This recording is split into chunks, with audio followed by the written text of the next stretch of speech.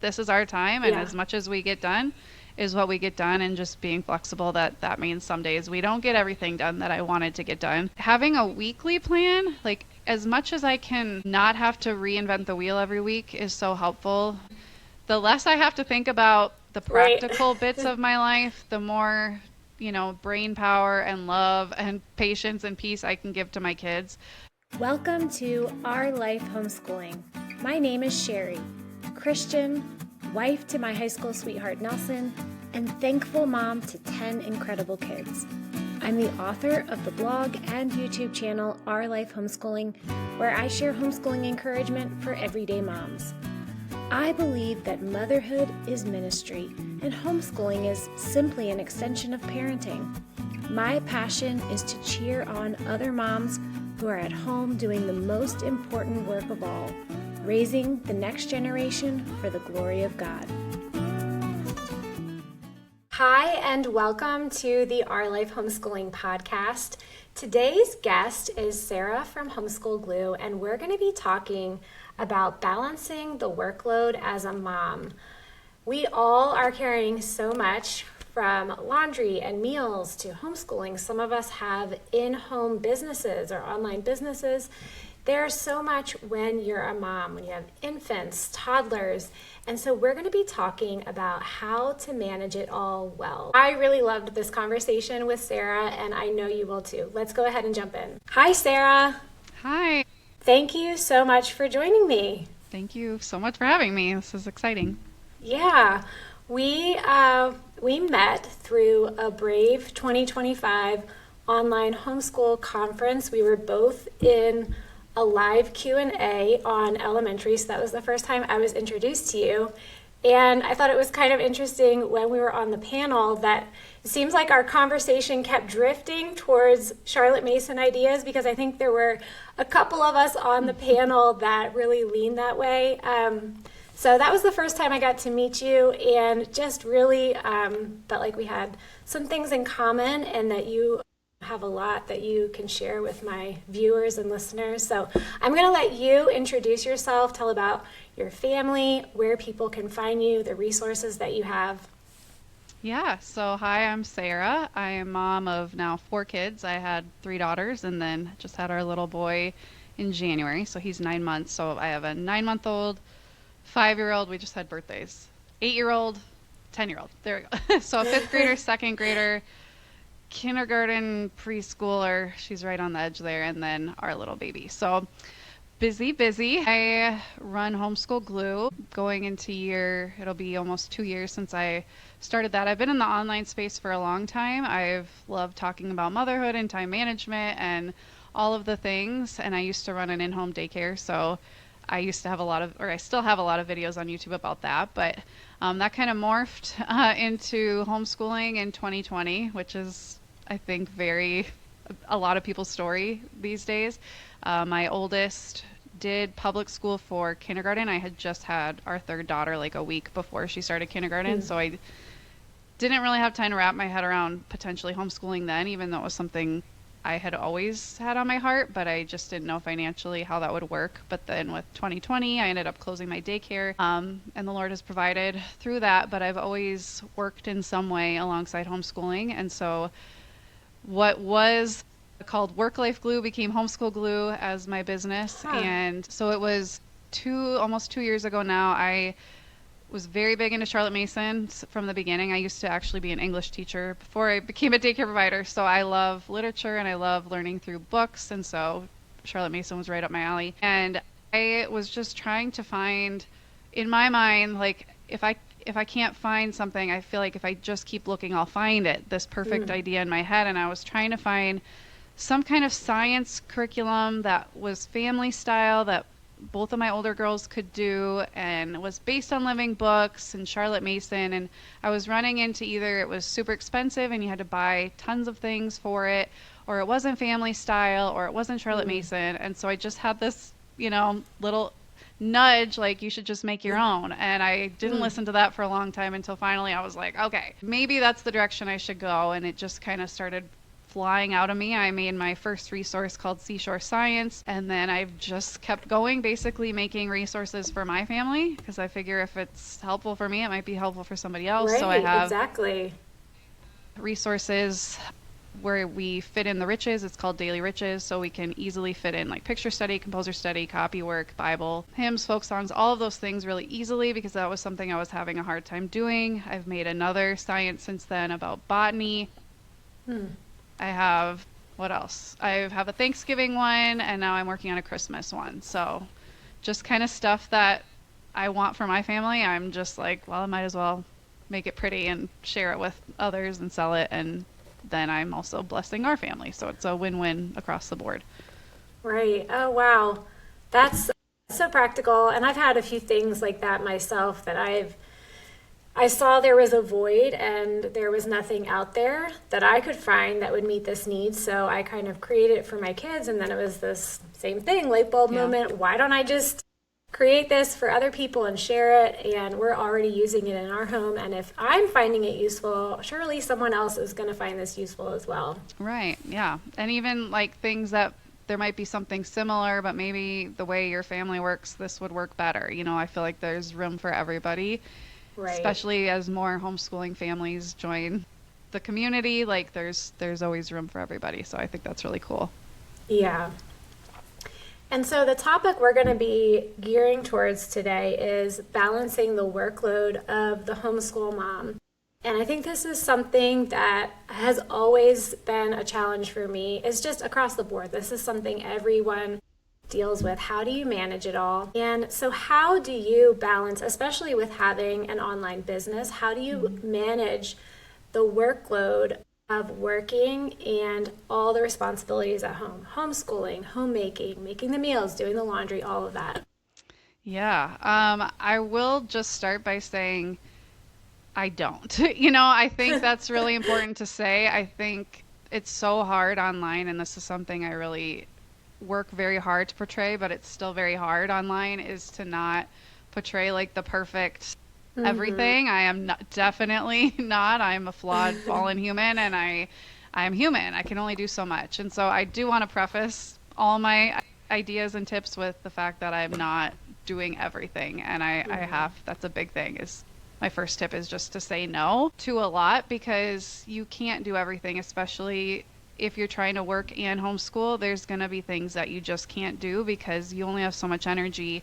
And obviously your family needs to come first, your husband, God, all of those things. And work is important, especially if you need that income to help support your family. But so some things have to go. I just thought it'd be helpful to share some of the things I've done to make money, just because it might be helpful.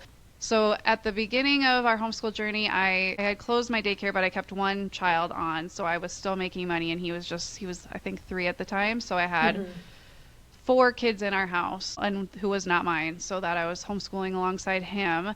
And then I ended up he went on to kindergarten, and then I had a friend's 3 kids. So I had, I don't know how much, 5 kids, 3, 4, 6 kids at the time. 5 of which were under 5. So it was pretty hectic. I had them 3 full days a week to make some money and to help out my friend at the time. I've always had an online business of some sort, and so fitting that into the nook and crannies of my day. And I also now run social media for a friend's business part-time. And I'm doing a few hours of like delivery stuff on the side right now. So it's just kind of over the board, kind of whatever works, but it helps our family, especially now with the economy. Like my husband's income kind of doesn't go as far as it used to, and so having some flexible ways to make money. But I know of so many people. I have personal friends. I've heard from so many people online who have jobs to various degrees who make it work. So so saying no is one of my tips. Time blocking for me is super duper helpful. I don't have like at this time we do this and this time we do this, but I have like I get up at 4 a.m. That's one thing I do. Not everybody needs to do, but I'm introverted. And so having that quiet time at the start of the day where I'm pretty much almost always guaranteed it is so helpful. And so having certain things I'm going to do then that are very important, like getting some of my business work done so that if I don't get anything done later in the day, at least I got something done. Spending time in the Word, prayer, exercise, stuff like that, I try to do then. Having a time blocked for our dedicated homeschool time is incredibly important for us. And I know some people are able to be more flexible, but with all of the hats I wear, I just can't. So it's like, this is our time, and as much as we get done is what we get done, and just being flexible, that means some days we don't get everything done that I wanted to get done. Having a weekly plan, like as much as I can not have to reinvent the wheel every week, is so helpful, meaning if I can know on Mondays we're doing these subjects, and Tuesdays we do these, and Wednesdays we do these, and I don't have to sit down at the start of, yes, because I find the less I have to think about the practical bits of my life, the more, brain power and love and patience and peace I can give to my kids. But when I feel like I'm carrying all of that all the time because I don't have a place for it, that's when I tend to get overwhelmed and, resentful or, bitter at my kids or whatever. Like that's when the negativity comes out that I don't want. So having a plan that I can just stick to, same with like meal planning, just having a plan, like I rotate our lunches on a monthly basis so I don't have to think about it. Breakfast too.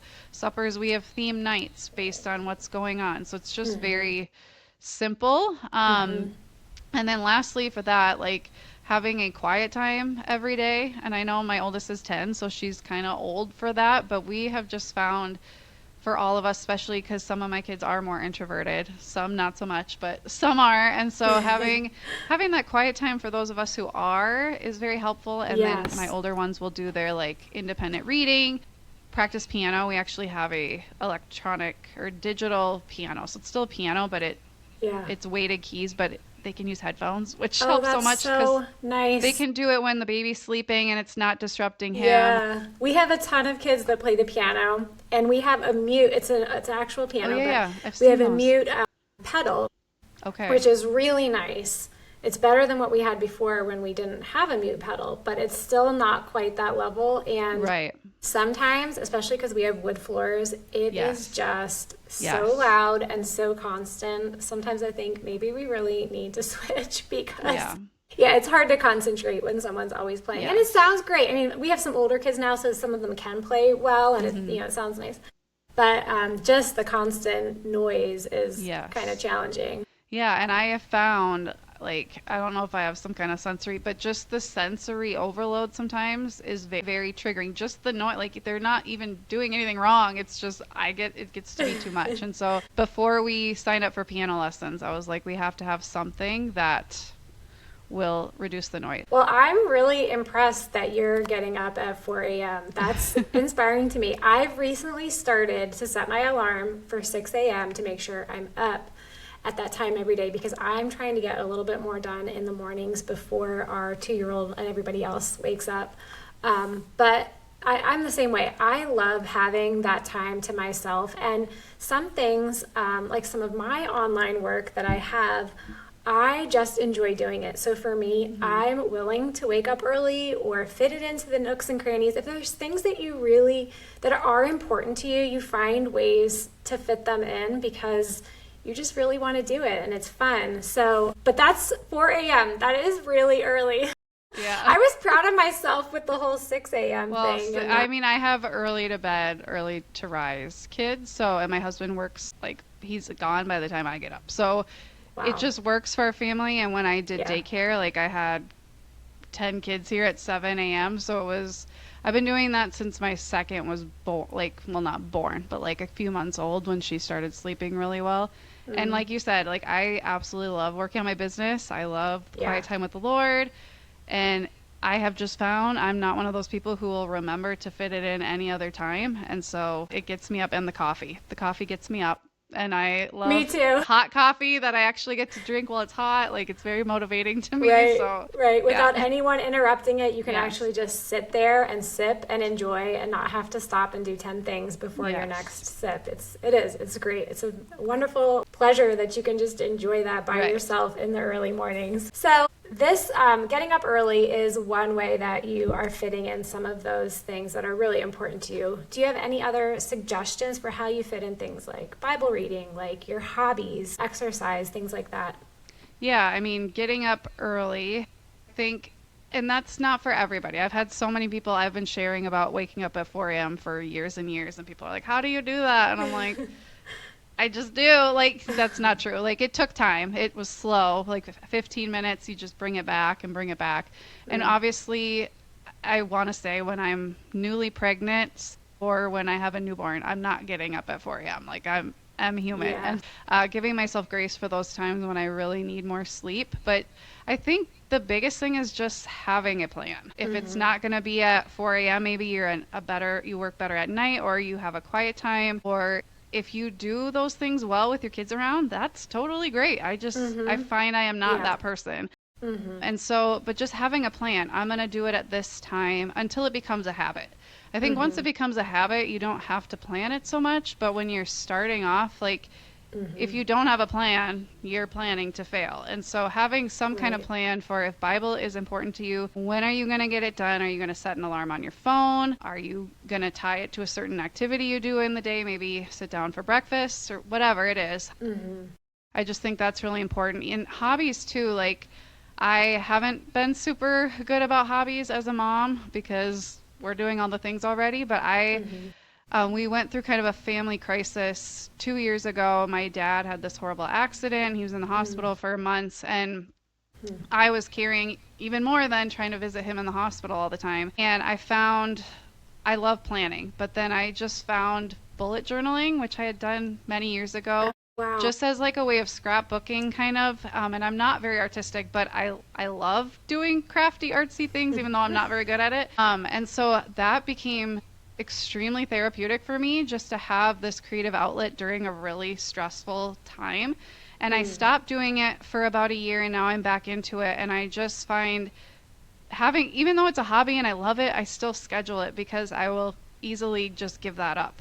Yeah. Something that's good for me, I'll just give it up. Just like exercise, just like the Bible. Like these are all amazing things for us, but they're also the things that can quickly go if we don't have a plan Yeah. because we think the kids are important and we got to eat and we got to the things that are absolutely necessary are the things that come first, even though these other things are also very necessary but easier to skip. So Hmm. I like hobbies, I try to plan for like Friday and Saturday nights after the kids are in bed if we're home, Mm. even though I'm usually dead to the world. But if it's something I love to do, I'll just, if You as long make as I'm time not on for the it. couch, I'll be okay. I won't fall asleep. So Yeah. yeah, just stuff And like that, having just a planning. hobby, yeah, having a hobby I've learned really, really is important. Or having something that you can do that you really enjoy doing. And I learned this personally the hard way. We were like 7 or 8 years into homeschooling and the demands were just constant. We had, I think at that time, 7 or 8 kids, and it was just, I was going from one meal to clean up to homeschooling to the next meal. And then in the afternoons, we finally finished school. And it was like, oh, okay, I have an hour until I have to start thinking about dinner.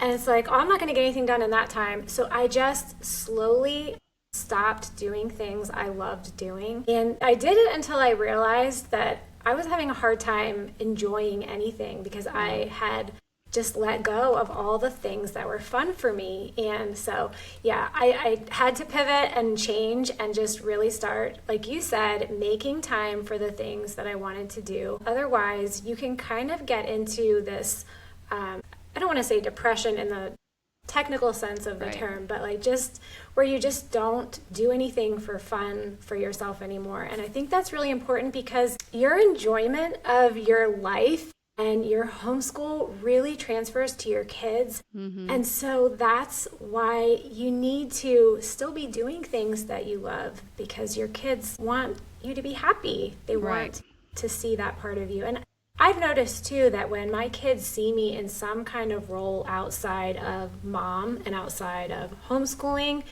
they're really interested and it's almost like they're proud of me to see like, oh, Yeah. you do that too. I didn't know you had that skill. I didn't know you were a person and you liked Right. things. Yeah, it's so true though. It's so true. Yeah. So I'm sure you have times when you're overwhelmed. I can think of so many times throughout our years of homeschooling and babies and toddlers and just keeping up with all the things, all the weight that we have just as moms in general, let alone homeschooling. What do you do when you have moments of overwhelm? Yeah, yeah. This is an area that I definitely, and a lot of it's myself induced. I just love doing things and I love being productive, but then at some point I have said yes to too many things and I kind of have to back off. I find, especially during transition times like the start of the school year or Christmas or going from one holiday to the other, can be really overwhelming. All good things, it's usually Yeah, good things. Sometimes it's tragic things that bring about overwhelm, but sometimes it's really good things. And I just find I've overcommitted myself, or we something unexpected happens or a bunch of unexpected things happen, a bunch of appliances break or whatever at one right. time, which is how it always seems to happen. And you have to kind of stop yourself. I think some of my tips, things I do, I mean, I should have like, when overwhelm strikes, this is the list you follow. Like that might be a good printable or something, Oh, but I good. haven't thought of Yes. that. That's a great idea. Yeah, maybe that's the new thing. But I think, obviously prayer, just getting yourself centered on what's really important, who's really important, and trying to respond in the right way. I'm going to be honest, I'm not great about remembering to do that, but the advice I would give to other people and trying to give to myself is prayer first when you think of it. And then for me anyway, I think it's okay to be overwhelmed and just kind of sit in it for a second. And instead of trying to like fix it right away, but just like getting it out of your body, like if that's calling a friend, if that's talking to your husband, whatever you have to do, going for a walk and just like getting the feeling out, because if Yeah, you don't, sometimes it will come out in other ways that you don't want. right. And then I usually, during that talk, or if I'm on my own trying to figure it out, just sitting back, looking at the planner, whether it's tragedy struck and you're having to refigure out the season of your life, or if you've just realized you've overcommitted yourself, asking what you can cut out or where you can fit certain things. That's where I really love time blocking, because some things just slip really well into time blocks I already have, and some things I look and I go, actually, I have no room for that. And so I'm actually going to have to say, no, I'm sorry, whatever it is. Even if it's sorry to myself because I wanted to do something for our homeschool or for our family and it's just not going to work right now. And Yeah. that's okay. And just that's something really humbling I've had to learn as a mom, is that I can't do the version of motherhood I thought I could do Yeah. before I became a mom. And Right. and You so have all these great ideals, right. and then real life Yes. hits, and Yeah. it's just a little different. Right. And so that's when I think about grandmotherhood and I get very excited for when I can actually do all of the things that I wanted to do, and who knows. And just, I think also during those times, it's so easy to be like, okay, I'll cut out all of my personal time. I'll cut out the bullet journal. I'll get up early, but I'll work on whatever it is, and I'll skip the Bible. I'll skip exercise. And that's something, especially exercise, that I haven't been good about fitting in until recently, because I try to fit so much in, and I found that downtime or that personal time is what helps you through the overwhelm time. You may have to cut other things to keep those things in, and that's still okay and probably good. And just also making some time to get away. I love my family so much, don't get me Yeah. wrong, but I think for me anyway, having a dinner with a friend every once in a while, or going on a date with my husband, or just going to drive for an hour by myself, like Right. little It's things so like important. that where you're not needed for a little bit of time, I think can clear away a lot of the overwhelm just on its own, because we're that being needed is a beautiful thing we carry, but also can be very heavy sometimes. And so sometimes you just need that break, and then you can come back and be like, okay, this is the solution. It's right here. I just Yeah. couldn't see it because I was drowning at the moment. Yeah, I remember that so many times when I had young kids, just being in a moment of overwhelm. And then my husband would come home, and sometimes he would just say, you know what, why don't you just go for a walk or whatever you want to do, just go. And all it took was an hour, just like you Yeah. said. Just getting away for an hour, seeing some different things, having some space where no one Mm-hmm. needs me. And I would come back totally full of love again for my kids and Mm-hmm. just a renewed perspective and just more at peace.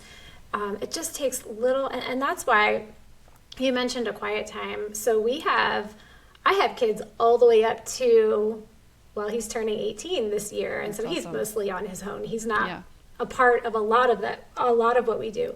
But we still have quiet time every day because I need it, the kids need it, and it looks differently. Like when they were younger, they were usually in their rooms, Mm-hmm. quiet or in different areas of the house, whereas now there's just so many older kids, and Right. so they're all out there, but they all have to be doing something quiet, and it's just kind of this understanding. Occasionally it'll get out of hand, it'll be too Right. loud, and I'll have to go and remind them. But for the most part, everybody knows, and I think everybody appreciates that quiet time because we all need just a little bit of space where it's Right. not so loud and there's demands everywhere Right. all the time. Yes. So So true. yeah. How do you handle homeschooling then with multiple ages? You have a 10-year-old, a 9-month-old, and two in between. Yep. So especially like with babies and toddlers, I know Mm-hmm. that was a season I've almost always been in, having a Yeah. baby and a toddler, Wow. and I can completely relate to that challenge. Yeah.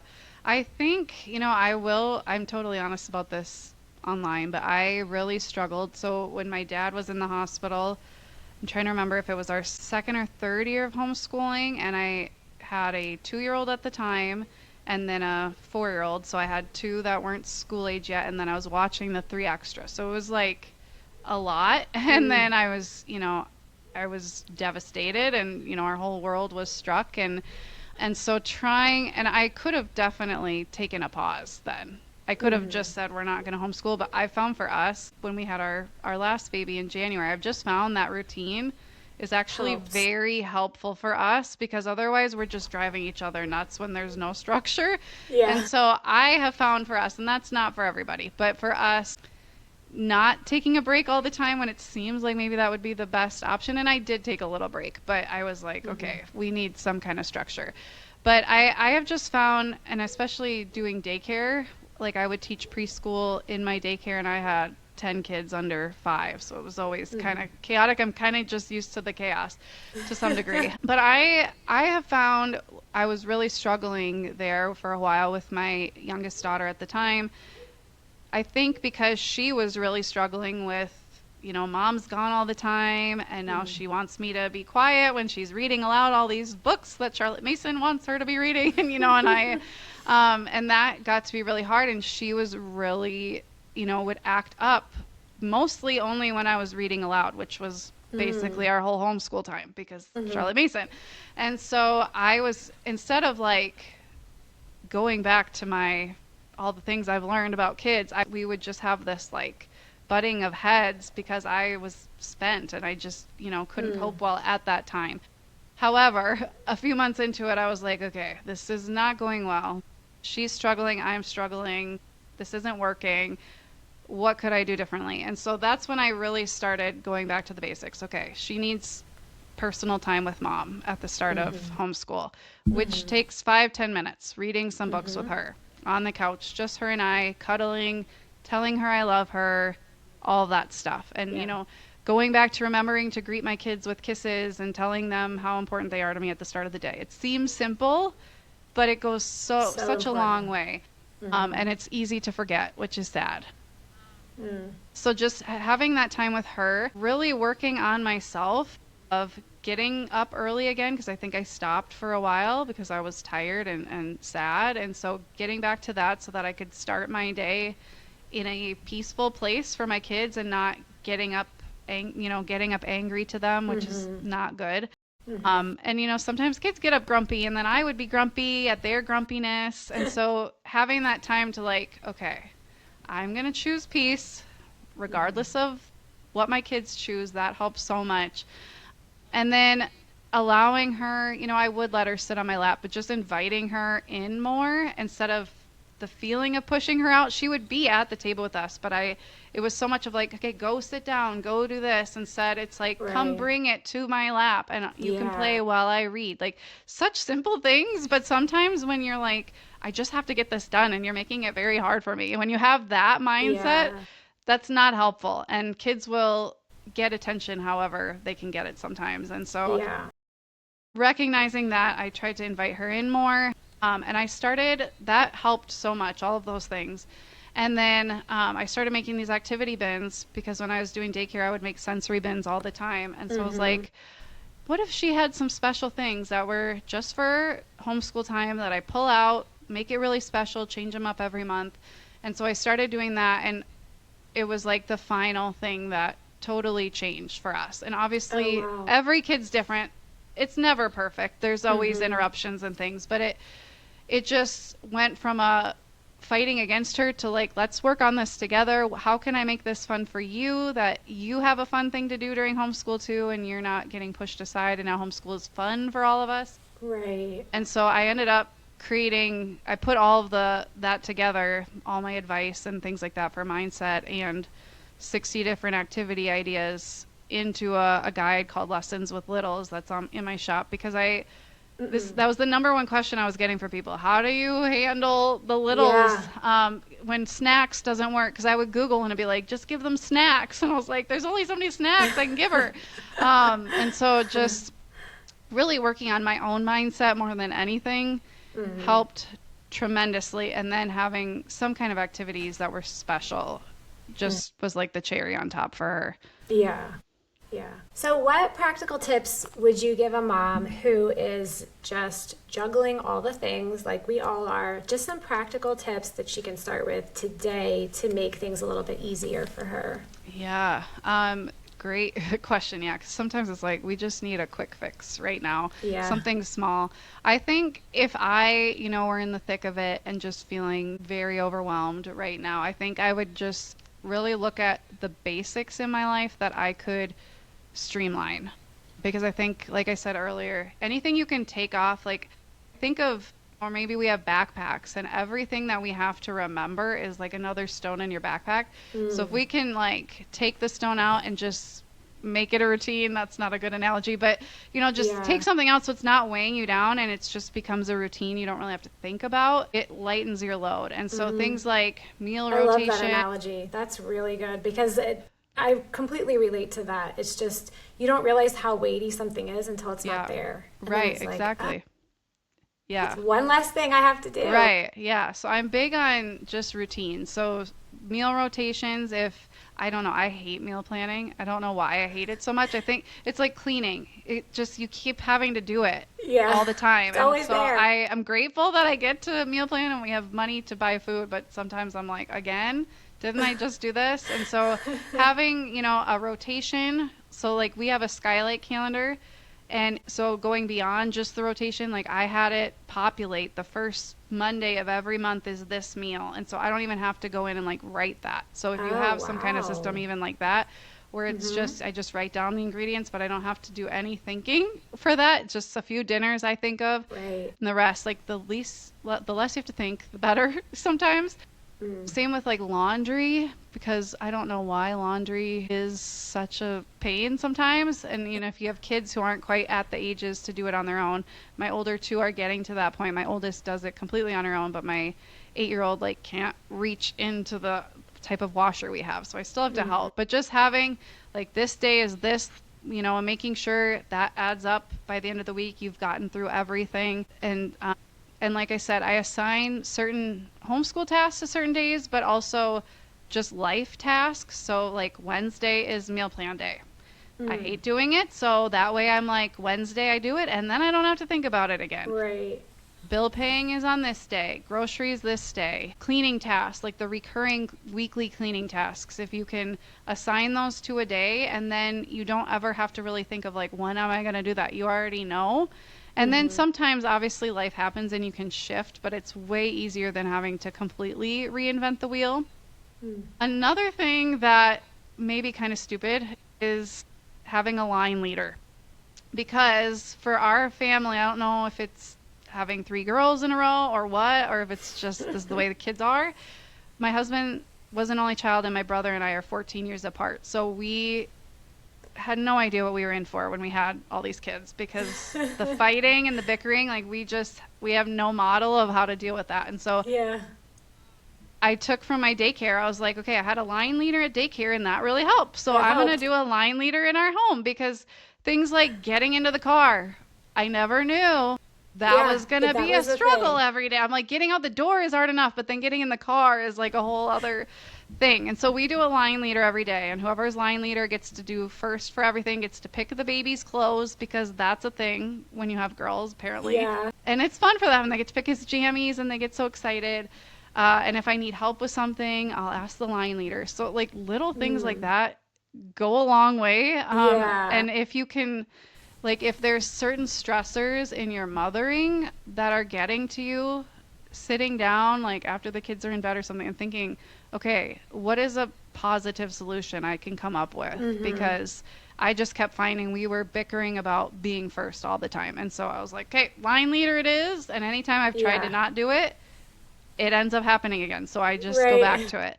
Yeah, And we've then, done something similar, like just like a mommy's helper, because I always have yeah, kids that want to help me in the kitchen. yes, And so initially, anytime someone would say they wanted to help, of course, it's so hard to say yes. Because I'm like, yes, if I just do yes, this, I can get it done in like 5 minutes. But they all yes, want to help. And anytime someone asks me if they can help, I don't have the heart to say no. I just don't. And I know they just want to be a part of it, and they really do right, learn.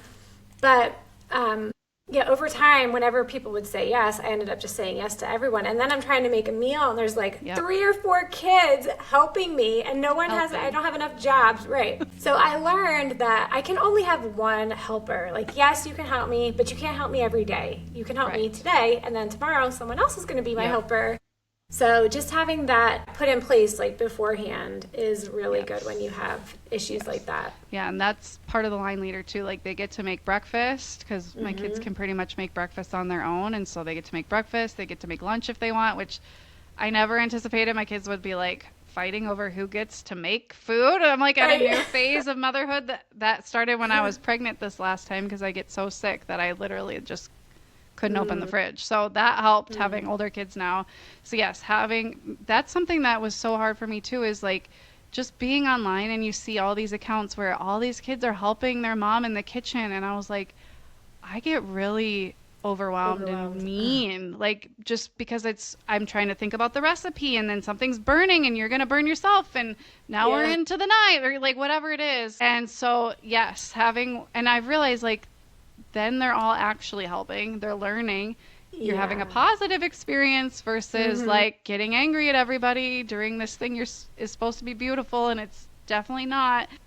So Right. and also just I've learned through that, like, it's okay to not do it how everybody else, It quotes, is. everybody Yeah. else does it. 'Cause And I I feel didn't like help the my mom more, at all till I was much older anyway, so it's yeah, okay. right. And I think the longer you're a mom and the more experience you have with your kids, you kind of learn that. You learn that, Yes. you know what, this just isn't me. And Right. it may be all my friends or it may be this other person that I think does it so well, but it's okay if I don't do that Yeah, because I'm exactly. not good at it. I don't like it and I do other things. So Right. And our it's kids really are nice when you different. get to that point and you have that peace about that. Yes. Yes, for sure. Yeah. Yeah, and just some other tips for us. I have found, if possible and if you want to, I really love family style learning. Like, I Mm. am surrounded by my local homeschool community who do Charlotte Mason, and pretty much all of them use Ambleside Online, which I love We for love them. it I think too. it's amazing, and I've taken a lot of the books from there. I have just found I absolutely love family style learning with my Mm. kids, and so however I can fit that in. Sometimes it's my own resources. We're using Simply Charlotte Mason this year because of that family style element for like Bible and geography and history. So for that, for us, has helped so much during those times of overwhelm, because there's less to do.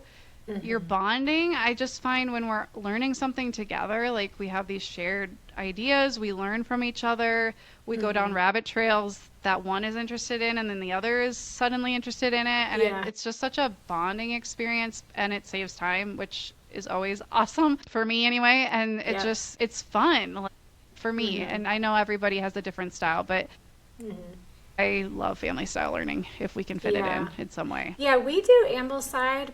And initially, I kind of did everyone individually, but then as we had more kids, I found a way to make it work family style for the most part. Like, there's still some things that I assign my kids on their own, but a lot of the books we do together for the same reason. I just enjoy it. And so because of that, we do a very select choice of their books. Like, there's a lot more we could do that we just don't. I do the ones that are my favorites. Yeah. But yeah, we just like doing it together. It's fun. You learn so much. And we've had the same experience. Like, there'll just be conversations that come up that are so interesting. And that's one thing I love about homeschooling. Even today, we just had so many interesting conversations. I only read to my kids today for 15 minutes in the afternoon, which is short for us. Usually it's quite a bit longer, but I had some other things on my plate. And just in that short period of time, we were talking about jousting and tournaments and lists. What is a list? It's like a plane where the medieval knights would fight on. And like, it was just very, very interesting. Yeah, I love that. Yeah. Well, Sarah, thank you so much for sharing all of this with us. I think there were so many practical takeaways that I know are going to be really encouraging for moms. Before we close out, can you just tell everyone again where they can find you, and then just share one or two of your favorite resources? Yeah, so I'm on Instagram at Homeschool Glue, or my website is homeschoolglue.com. I'm also hit or miss on YouTube at Homeschool Glue. I've been in and out. It's just hard to balance everything, but definitely on Instagram is like my main focus. So you can find me there. I would say my number one favorite resource that our family has loved are my Daily Riches, family style Riches curriculum, just fitting in all of, poetry and hymns and folk songs, art, composer study, and then adding in copy work and stuff like that. We have absolutely loved it and made so many connections. I never loved art until I started doing this and learning about it, because I had never learned it before in that way. And so just having that in a really easy way to incorporate has been something we love, and I'll keep making it whether people buy it or not, because we just love it. Yeah. And then also last year I put together a Thanksgiving curriculum called The Voyage to Thanksgiving, because the first living book for history that I ever read with my then first grader was about the Pilgrim's journey to America. And it was the first time I thought, wow, I really love history. And I didn't know, because I went to public school and we read textbooks and memorized dates. And so I was really inspired to take that book and kind of build upon it, adding the riches, adding in the Bible, adding in geography and things like that, to really give kids a sense of what the Thanksgiving story actually is all about and why we celebrate it. Because I think in the sea of like, let's put on feathers and learn about turkeys, like that's fun, but that's not really teaching them why we celebrate this.